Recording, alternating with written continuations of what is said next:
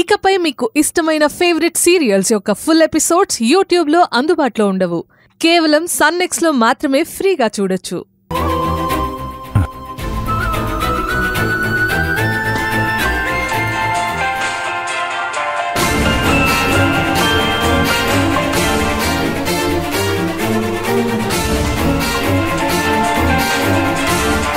స్రవంతి, సైలెంట్లో పెట్టు. మాటలు రాని అమ్మాయి దగ్గర ఫోన్ ఎందుకుందని అనుమానం వస్తుంది.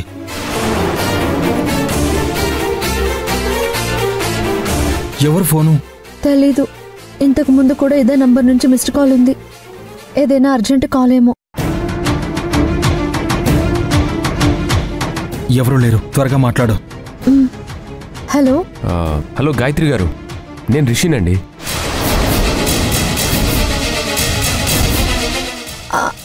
రిషి, నా నంబర్ మీకెలా తెలుసు? ఇందాక ఈ నంబర్ నుంచి మీద మాట్లాడదామని హారిక ఫోన్ చేసిందండి. సరే, ఎందుకు కాల్ చేశారు? ఇంటర్వ్యూకి వెళ్ళారంట కదా, ఏమైంది? నేను ఇంటర్వ్యూకి వెళ్ళిన సంగతి మీకెలా తెలిసింది? ఎలాగో తెలిసిందిలేండి. ఇంతకీ ఏ కంపెనీ, ఎక్కడ, ఏ ఊరు, ఏమైంది ఇంటర్వ్యూ అసలు? ఇప్పుడేం చెప్పలేను, వచ్చాక అన్నీ చెప్తాను. ఏమైంది? ఏమైనా ప్రాబ్లమా? గొంతేంటండి అలా ఉంది? ఏం ప్రాబ్లం లేదు. వాటర్ మారింది కదా, అందుకే కొంచెం గొంతు ఇబ్బందిగా ఉంది. ఓ, అక్కడ ఏదైనా హెల్ప్ అవసరం ఉంటే చెప్పండి. నా సర్కిల్లో చాలా ఇన్ఫ్లుయెన్స్ ఉన్న పర్సన్స్ ఉన్నారు. చాలా థ్యాంక్స్. అలా అవసరం ఉంటే నేనే చెప్తాను.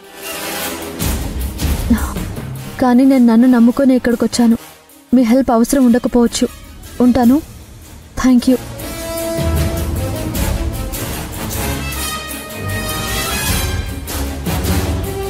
చూసావా, తను ఎక్కడున్నా అతని ఆలోచనలు నీ చుట్టూనే తిరుగుతున్నాయి. వాడు నిన్ను ఎప్పుడూ నీడలా ఫాలో అవుతున్నాడు.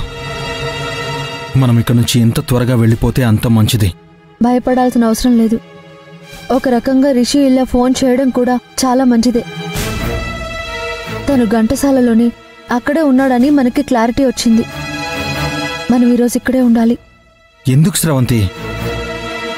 నువ్వు కోరుకున్నట్టుగా మీ నాయనమ్మని కూడా చూసావు కదా. ఇక్కడేమో పొద్దున్నే నాయనమ్మకు ఆపరేషన్ అంటున్నారు. ఆపరేషన్ తర్వాత తను ఎలా ఉంటుందో ఏమో భయంగా ఉంది. అందుకే ఎలాగైనా ఇక్కడే స్టే చేద్దాం. ఎలాగో మనం ఇక్కడ ఒక పేషెంట్ని చూడ్డానికి వచ్చామని చెప్పాం కదా. రేపొద్దున వరకు ఉండి నానమ్మ సేఫ్ అని తెలిసాక వెళ్దాం. ఆలోచించు స్రవంతి. నువ్వు తనకి తెలియకుండా వచ్చినా కూడా నువ్వు ఎక్కడికి వెళ్ళావో అని తెలుసుకుని నీకు ఫోన్ చేశాడు అనంటే ఆ రిషి నువ్వు ఎక్కడున్నావా అని ట్రేస్ చేసినా చేస్తాడు. లేదు, అతని మాటల్ని బట్టి చూస్తే నేను ఇంటర్వ్యూ కోసం వెళ్ళానని పూర్తిగా నమ్ముతున్నాడని అర్థమైంది. ప్రస్తుతానికి అతని వల్ల ఎటువంటి ప్రమాదం లేదు. రేపొక్కరోజు మేనేజ్ చేస్తే వెళ్ళిపోవచ్చు. నీకు ఆ మాత్రం నమ్మకం ఉంటే సరే. ఎవరో వస్తున్నట్టున్నారు, నువ్వు బురక వేసుకో.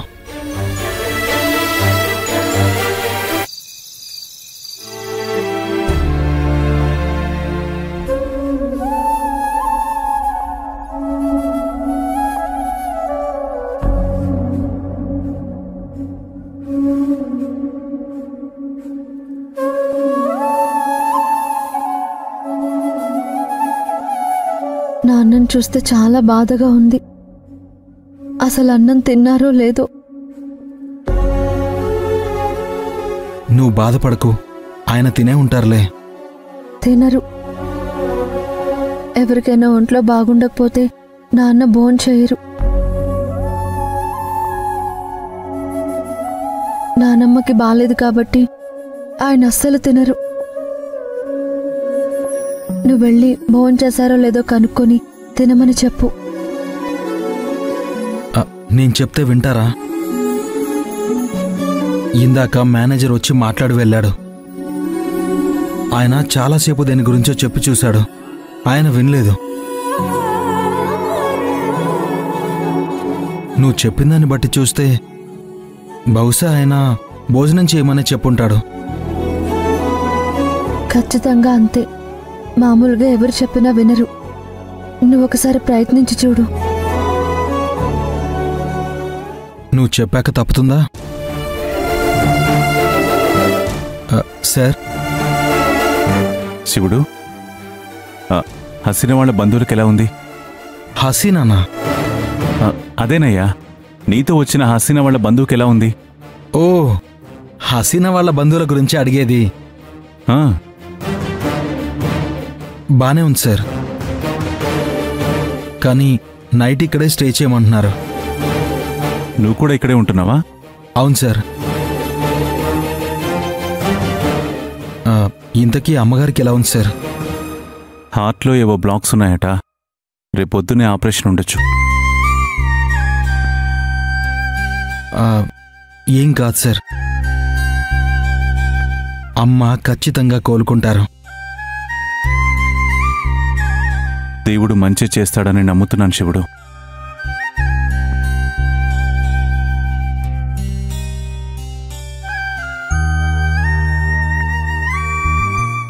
సార్, అన్నట్టు పొద్దున్నుంచి మీరు ఇక్కడే ఉన్నారు. ఏమైనా తిన్నారా? నాకు ఆకలిగా లేదు శివుడు. మీరు తినకుండా ఉంటే ఎలా సార్? మీరే నీరసించిపోతే అమ్మగారిని ఎవరు చూసుకుంటారు? తిండి సహించే పరిస్థితి లేదు శివుడు. ఇక ఈ భోజనం విషయం మాట్లాడి నన్ను ఇబ్బంది పెట్టకు.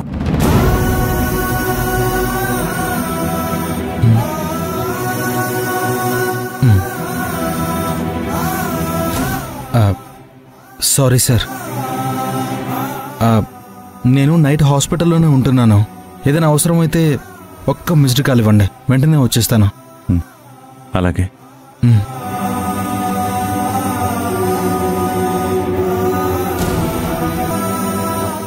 శ్రవంతి, నా ప్రయత్నం నేను చేశాను. ఆయన వినట్లేదు. నా వల్లైతే కాదు. సరే, నేను చూసుకుంటాను.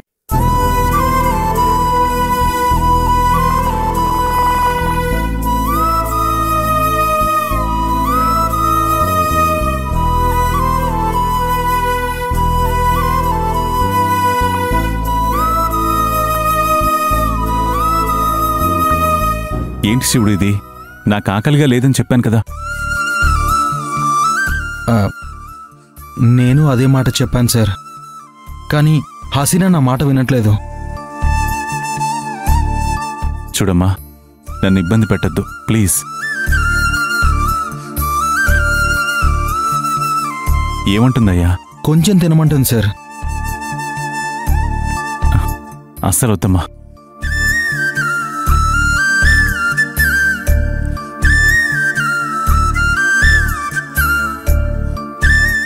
ఏమంటుంది? అదే సార్, మీ కూతురు పిలిస్తే భోంచేయరా అంటుంది సార్.